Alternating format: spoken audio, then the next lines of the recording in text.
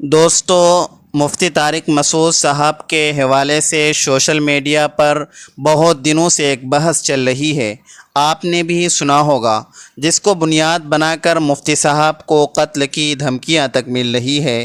اللہ مفتی صاحب کی بال بال حفاظت فرمائے۔ کینیڈا میں مفتی صاحب کے ساتھ ہوئے اس واقعہ کو سن کر آپ بھی آنسو بہا دیں گے۔ ویڈیو کو مکمل دیکھیے گا، تبھی پوری بات سمجھ میں آئے گی۔ بسم اللہ الرحمن الرحیم۔ السلام علیکم ورحمۃ اللہ وبرکاتہ۔ مفتی طارق مسعود صاحب فرماتے ہیں کہ پروفیسر غلام قادر، جو میرے قریبی دوست ہیں، اس نے ایک ایسا واقعہ سنایا جس نے میری روح کو جھنجھوڑ دیا۔ کہتے ہیں کہ میرے محلے کا ایک لڑکا کینیڈا میں رہائش پذیر تھا۔ اس کی شادی اس کی ارینج میرج ہوئی تھی۔ بچپن ساتھ گزرا تھا، سو ہم ایک دوسرے کو اچھے طریقے سے جانتے تھے۔ اس کی 2 بیٹیاں اور 1 بیٹا ہے۔ مجھے اس کی شادی کے بارے میں بالکل کوئی علم نہ تھا، اور نہ ہی میں اس کی بیوی کو جانتا تھا۔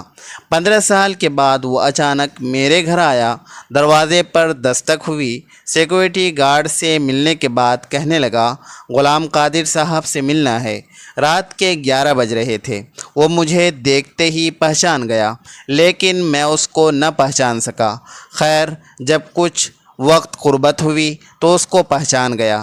عرفان صاحب، آپ آج اچانک گلے لگایا۔ وہ بالکل بدل چکا تھا۔ سر کے بال جھڑ چکے تھے، گنجا پن آ چکا تھا، چہرے کی رونق جا چکی تھی، ماتھے پر بل نمایاں تھے۔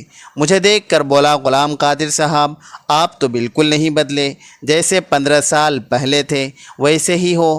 میں مسکرایا، نہیں جناب، ایسی بات نہیں ہے، صرف ظاہری شکل نہیں بدلی، دل، احساس، سوچ، خیالات سب کچھ بدل چکا ہے۔ خیر، میں نے اس کو بٹھایا، چائے پلائی۔ اس کا لہجہ کچھ دھیما سا ہونے لگا۔ میری آنکھوں میں دیکھ کر بولا، غلام قادر، مجھے گناہ کے معافی مانگنی ہے۔ میں دل میں سوچنے لگا کہ کون سے گناہ کی معافی، یہ کس کی بات کر رہا ہے؟ میری سمجھ میں کچھ نہیں آ رہا تھا۔ اچانک اس نے دوبارہ یہی سوال دہرایا تو میں مسکرایا۔ عرفان صاحب، کیسا گناہ؟ آپ کیا کہہ رہے ہیں؟ عرفان اچھا خاصا جوان مرد تھا، آنکھوں میں آئی نمی کے ساتھ کہنے لگا کہ غلام قادر، میری شادی ایک بہت پیاری اور پاک دامن لڑکی سے ہوئی تھی۔ ماں نے رشتہ کیا تھا، والد تو تھے نہیں، امی کوئی انکار نہ کر سکتا تھا، کیونکہ یتیم کا دکھ تم سمجھ سکتے ہو، اور ہماری ماں نے بازاروں میں چنے، نیمبو، پاپڑ وغیرہ بیچ کر مجھے جوان کیا تھا، تو انکار کر نہیں سکتا تھا۔ رشتہ ہوا، ساتھی ہو گئی۔ وہ بہت اچھی شکل و صورت کی مالک تھی، لیکن ہماری سوچ مختلف تھی۔ اکثر اوقات ہماری گھر میں چھوٹی چھوٹی بات پر نوک جھوک ہوتی رہتی تھی۔ میں نے اسے لاکھ دفعہ سمجھایا، اور اس نے شاید مجھے، لیکن ہم دونوں پتہ نہیں کیوں ایک دوسرے کی بات کو سمجھتے نہیں تھے۔ میں کینیڈا میں رہتا تھا، اور بھی مزدور دوست میرے ساتھ رہتے تھے۔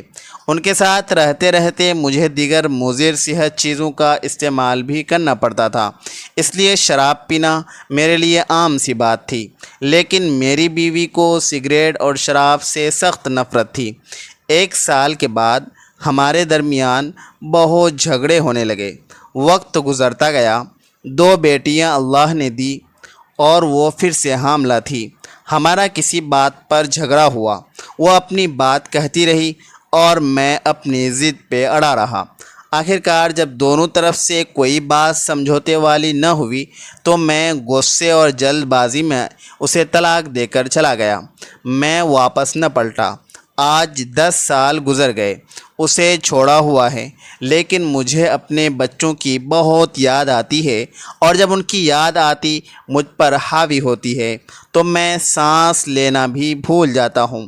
مجھے دنیا کی کسی چیز میں سکون نہیں ملتا، حتیٰ کہ پہلے دوستوں میں بیٹھتے ہی رونق آباد ہو جایا کرتی تھی، لیکن اب ناچ گانا یا شراب وغیرہ ہو، اس سے بھی ذرا بھر طبیعت میں فرق نہیں پڑتا اور دل بوجھل سا رہتا ہے۔ میں اندر سے بہت ٹوٹ چکا ہوں۔ میں ایسا بدنصیب پیڑ ہوں جو اندر سے بالکل کھوکھلا ہو چکا ہوں، اور میری جڑیں یعنی میری اولاد مجھ سے بہت دور ہے جو کہ مجھے سہارا دیتی، اور یہ پیڑ دوبارہ سے نہ پھل پھول سکتا اور نہ اپنی بیوی بچوں کے لیے ایک گھنا سایہ بن سکتا۔ میرے پاس کروڑوں روپے ہیں، جائیداد ہیں، لیکن میرا 2 بار بائی پاس ہو چکا ہے۔ میرے پاس زیادہ وقت نہیں ہے، نہ جانے کب زندگی دگا دے اور سانسوں کی یہ ڈوری ٹوٹ جائے۔ وہ رو رہا تھا۔ میرا ہاتھ پکڑ لیا۔ غلام قادر، میں اپنی بیوی اور اپنے بچوں کو اپنانا چاہتا ہوں۔ مجھے بہت تیز بخار تھا، مجھ میں ہمت نہ تھی، پھر بھی اٹھا، اس کے کندھے پر ہاتھ رکھا اور اسے حوصلہ و سہارا دیا۔ عرفان، اللہ سب بہتر کرے گا، تم اداس نہ ہو۔ وہ بلک بلک کر رو رہا تھا۔ غلام قادر، میرے بچوں کا کیا قصور تھا؟ بلکہ میری انا، میرے غرور نے ان کو نہ جانے کتنے درد دیے ہوں گے۔ میں اپنی بیٹیوں کو سینے سے لگانا چاہتا ہوں، نہ جانے وہ کس حال میں ہوں گی، ان کی زندگی کیسے گزرتی ہوگی۔ غلام قادر، مجھے میری بیوی بچوں کے پاس جانا ہے، میں سب کچھ لوٹا دوں گا۔ میں اٹھا، اسے گلے سے لگایا، اس کے آنسو صاف کیے، اسے حوصلہ دیا اور کہا، سب ٹھیک ہو جائے گا، تم پریشان مت ہو۔ لیکن مجھے ایک بات بتاؤ کہ تم نے دوسری شادی کیوں نہیں کی؟ جبکہ تم ایک مالدار آدمی بن چکے ہو، تم چاہتے ہو تو بے شک 2 شادیاں بھی کر سکتے تھے۔ جسے کہنے لگا کہ مجھے اس رشتے سے نفرت سی ہو گئی ہے۔ مجھے کسی عورت کا یوں ساتھ اچھا نہ لگتا تھا، کیونکہ جب بھی گھر جاتے جھگڑے شروع ہو جاتے، کبھی سسرال والوں کے تو کبھی میکے والوں کے، اور اختلافات مر جاتے، اور مجھے ایسا لگتا تھا کہ میری زندگی سے سکون نام کی ہر چیز غائب ہو جائے گی۔ لیکن اب جب میں بیمار ہوا، مجھے احساس ہونے لگا کہ ہم سفر کے بنا زندگی کچھ بھی نہیں، اور بچوں کا آنکھوں کے سامنے نہ ہونا وہ غربت سے بھی بڑی غریبی ہے۔ میں نے اس کو تسلی دی، چونکہ میں خود بیمار تھا، اس سے گھر جانے کا کہا، اسے یقین دلایا کہ کل اس کی بیوی کے پاس ضرور جائیں گے۔ لیکن یہ بیچارہ بچوں سے بھی بڑھ کر رو رہا تھا۔ اس کو روتے دیکھ کر میری آنکھوں میں بھی آنسو آ گئے۔ اگلے دن فجر کی نماز ادا کر کے میں فارغ ہوا۔ بارش بہت ہو رہی تھی۔ وہ بھیگا ہوا میرے دروازے پہ آ کھڑا ہوا۔ اس کی آنکھیں سرخ تھیں اور بہت سو چکی تھی، یوں لگ رہا تھا کہ وہ رات بھر سویا نہیں۔ میں اسے دیکھ کر بڑا حیران تھا کہ اتنی تیز طوفانی بارش میں یہ آدمی آخر کیسے آ گیا، اور جو حیران کن بات تھی وہ یہ کہ انتہائی خوش اور مسکراتے ہوئے آیا۔ غلام قادر، اب چلیں؟ میں نے مسکراتے ہوئے اس کو بیٹھ جانے کا کہا۔ ناشتہ منگوایا۔ دونوں نے ناشتہ کیا۔ مجھے کچھ کام تھا NGO کا، وہ ختم کیا۔ 9 بج رہے تھے۔ میری طرف دیکھ رہا تھا، کبھی مجھے، پھر سورج کو دیکھتا تو کبھی گھڑی کی جانب نظر دوڑاتا تھا۔ میں اس کی بے چینی سمجھ رہا تھا۔ وہ اپنی کار لے کر آیا تھا، اس کے ساتھ ہی چل دیا۔ کیونکہ عرفان میرا بچپن کا دوست ہے، میں نے آج تک اس کو اتنا خوش کبھی نہیں دیکھا۔ اس کے چہرے کو دیکھ کر ایسا لگ رہا تھا کہ تمام کائنات کی خوشیاں اس کی جھولی میں آ چکی ہے، اور اپنی اسی خوشی کو ظاہر کرتے ہوئے بتانے لگا کہ میری بڑی بیٹی کا نام مجھے یاد ہے، اس کی پیاری سی آنکھیں، اس سے میں نے گود میں اٹھایا تھا۔ میری چھوٹی بیٹی آرزو، ننھی سی کلی، اس کا رونا ہنسنا میرے کانوں میں ہے۔ اس کی آواز کانپ رہی تھی، آنسو بہہ رہے تھے۔ پھر اچانک اداس لہجے میں کہنے لگا کہ میں جب سے اپنی بیوی بچوں سے دور ہوا ہوں، میں آج تک کسی کی شکل نہیں بھولا۔ ان کے چہرے گاہے بگاہے مختلف صورتوں میں میرے سامنے آتے رہتے ہیں اور مجھے تڑپا جاتے ہیں۔ پھر میرے سامنے بار بار ہاتھ جوڑ رہا تھا۔ غلام قادر، مجھے میری بیوی بچوں سے ملوا دینا، میں اپنی بیوی کو منا لوں گا۔ میں سوچ میں گم تھا کہ غصے میں کیے فیصلے جدا تو کر دیتے ہیں، لیکن وقت کے ساتھ پچھتاوا بھی ضرور رہتا ہے، دل میں ایک ٹھیس ضرور اڑتی ہے۔ دنیا کا امیر امیر ترین انسان اور ہر نعمت رکھنے کے باوجود بھی انسان کا آنگن سونا رہتا ہے، اسے وہ خوشی میسر نہیں آتی جس کی اسے طلب ہوتی ہے، کیونکہ اللہ پاک نے ان رشتوں میں اتنی کشش، اتنی محبت رکھا ہے کہ ان کے بغیر زندگی کا خوشی سے گزرنا ہرگز ناممکن ہے۔ پھر زبان پر یہ الفاظ آ جاتے ہیں کہ کاش جدا نہ ہوئے ہوتے، تھوڑا سا جھک جانا کیا ہی خوبصورت عمل ہے۔ باتیں کرتے وقت پتہ ہی نہ چلا اور ہم ایک گاؤں میں پہنچے۔ اس نے اپنے سسرال کے گھر کے سامنے گاڑی روکی۔ 10 سال بعد وہ وہاں لوٹا تھا، ایسی خوشی کے ساتھ۔ مجھے کہنے لگا کہ غلام قادر، یہ میری بیوی سجل کا گھر ہے۔ میں اس کی خوشی دیکھ کر یہ اندازہ لگا سکتا ہوں کہ ایسا محسوس ہو رہا تھا کہ اسے دوبارہ سے نئی زندگی مل گئی ہو، اس کے بے جان جسم میں دوبارہ سے روح پھونک دی گئی ہو۔ جو ایسا انتہائی انمول اور قیمتی تھے، جن سے میں بھی بہت متاثر ہوا۔ پھر دروازے پر دستک دی۔ کچھ لمحے بعد ایک چھوٹا سا لڑکا احد آیا، ہم کو دیکھ کر خاموش کھڑا رہا۔ میں نے کہا اپنے پاپا کو بھیجو۔ وہ آہستہ سے بولا پاپا نہیں ہے، ماں ہے۔ دوڑتا ہوا گھر میں گیا۔ اتنے میں ایک عورت باہر آئی، وہ عرفان کو دیکھتے ہی پہچان گئی تھی۔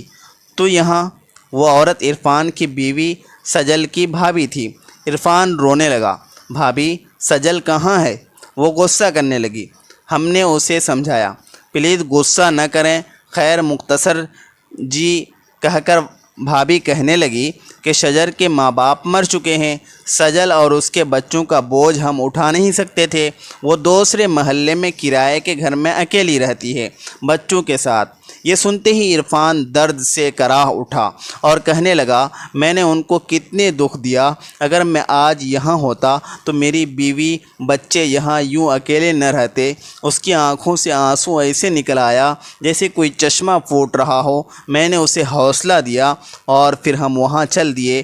وہ کچا سا مکان، لکڑی کا دروازہ، گھر تو برائے نام تھا، دستک کیا دیتے اندر داخل ہوئے۔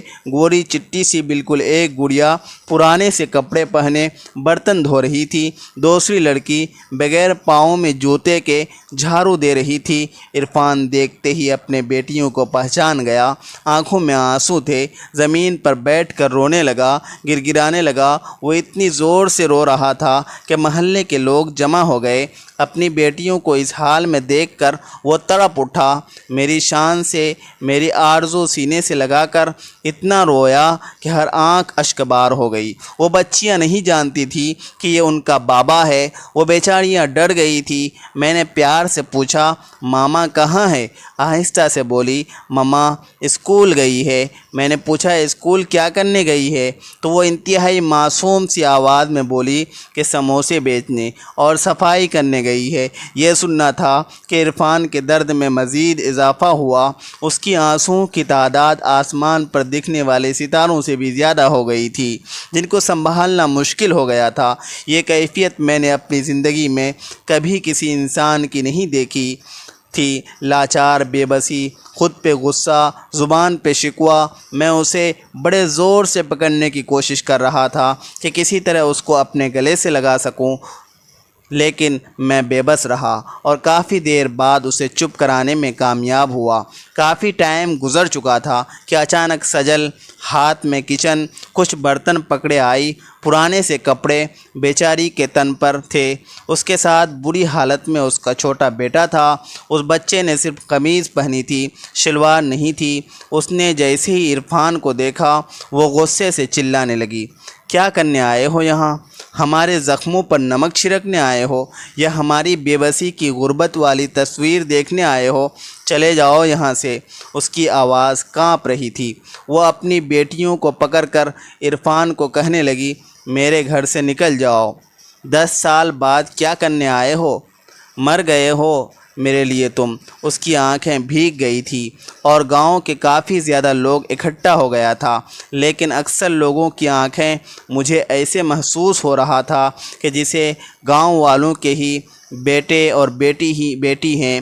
عرفان سجل کے قدموں میں بیٹھ گیا، پاؤں پکڑ لیے، سجل معاف کر دو، مجھے چل میرے ساتھ اپنے گھر۔ سجل نہیں انکار کر دیا، وہ کسی صورت بھی واپس نہیں جانا چاہتی تھی۔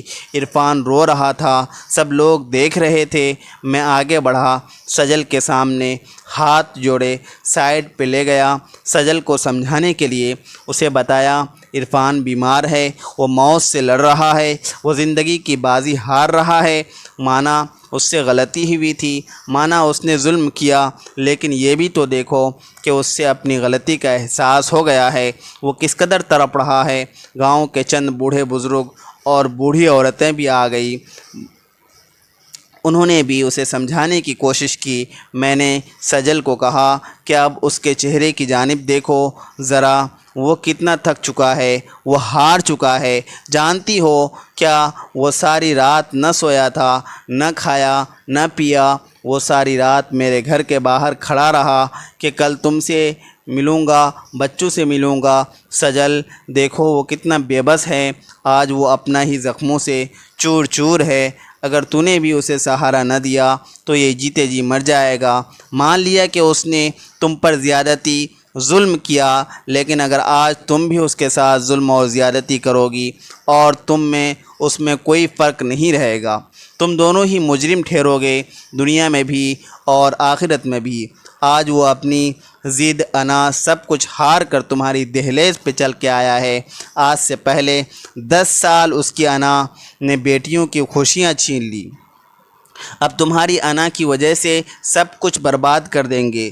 تم دونوں اپنی ضد میں اپنے بچوں کو کیوں بن مانگی موت مار رہے ہو؟ شاید سجل کو احساس ہو گیا تھا، وہ تو جیسے نہ جانے کب سے منتظر تھی عرفان کے آنے کی۔ وہ عرفان کے سینے سے لگ گئی، بیٹیوں کو گلے لگا کر کبھی ہاتھوں کو چومتا، کبھی چہرہ، تینوں بچوں کو سینے سے لگا لیا۔ قصہ مختصر یہ کہ آخر سجل کا ہاتھ پکڑا، کار میں بٹھایا، جانے لگا۔ وہ اپنی خوشی میں بھول گیا تھا کہ غلام قادر بھی ساتھ آیا تھا۔ میں مسکرا رہا تھا کہ شکر ہے میرے اللہ، تم نے ان کو سمجھ عطا کی اور ایک ایک کر دیا۔ کار تھوڑی دور گئی، پھر رکی، واپس آئی۔ عرفان جلدی سے اتر کر آیا۔ غلام قادر بھائی، میں آپ کو بھول گیا تھا۔ میں نے عرفان کے کندھے پر ہاتھ رکھا۔ عرفان جاؤ، اپنی بیوی بچوں کے ساتھ زندگی گزارو۔ وہ لاکھوں دعائیں دے رہا تھا، سب بہت خوش تھے۔ بچے بار بار کار کو دیکھ رہے تھے تو کبھی بابا کی طرف دیکھتے۔ مفتی طارق مسعود کہتے ہیں کہ خدا را غلام قادر کے کہی ہر بات کو دل میں بسا لو کہ نہ زندگی سزا ہے نہ انا باقی رہے گی۔ اور میرے تمام ان دوستوں سے گزارش ہے کہ جو حقیقت میں دوست کہلاتے ہیں وہ ایک دوسرے کے مشکل وقت میں اس کا سہارا بنے۔ حقیقی دوست وہی ہے جس کو اپنے دوست کے حالات کا پتہ ہو۔ یہ نہ ہو کہ آپ دن میں 4 روٹیاں کھاتے ہیں اور مرغا آپ کے دسترخوان کی زینت بنا ہوا ہے، لیکن آپ کا دوست دال کھانے سے بھی قاصر ہے۔ تو خدا را یہ دوستی نہیں، ٹائم پاس ہے۔ اگر اس دن غلام قادر کوئی بہانہ بنا لیتا یا حقیقت میں اس سے کوئی کام ہوتا تو وہ عرفان کے ساتھ اس کے بیوی بچوں کے پاس نہ آتا، اسے حوصلہ نہ دیتا تو یہ گھر دوبارہ سے کبھی بھی آباد نہ ہوتا۔ اپنی مصروفیات میں سے اپنے دوستوں کے لیے، اپنے رشتہ داروں کے لیے، اجڑے ہوئے گھروں کے لیے، بکھرے ہوئے لوگوں کو سنبھالنے کے لیے، ٹوٹے دلوں کو جوڑنے کے لیے، ناراض رشتہ داروں میں صلح کروانے کے لیے ٹائم نکالیے، وقت دیجیے۔ اللہ تعالیٰ آپ کی زندگی میں سے، آپ کی بیوی بچوں کی زندگی میں سے برا وقت، پریشانیاں، مصیبتیں آنے والی دنیاوی اور اخروی عذاب سے آپ کو نجات دے گا۔ مفتی طارق مسعود صاحب بیان کرتے ہوئے کپ کپی آواز میں کہتے ہیں کہ میں تمہارے سامنے ہاتھ جوڑتا ہوں کہ آپ اپنی زندگی میں سینکڑوں، ہزاروں، لاکھوں کی میں بات نہیں کرتا، لیکن کسی ایک انسان کی زندگی کو ضرور سنواریں۔ آپ کو اس ویڈیو کے بارے میں کیا کہنا ہے، آپ کی کیا رائے ہے، کمنٹ باکس میں اپنی رائے کا اظہار ضرور کیجیے گا اور چینل کو سبسکرائب کرنا نہ بھولیے گا۔ دعاؤں کی گزارش ہے۔ السلام علیکم ورحمۃ اللہ وبرکاتہ۔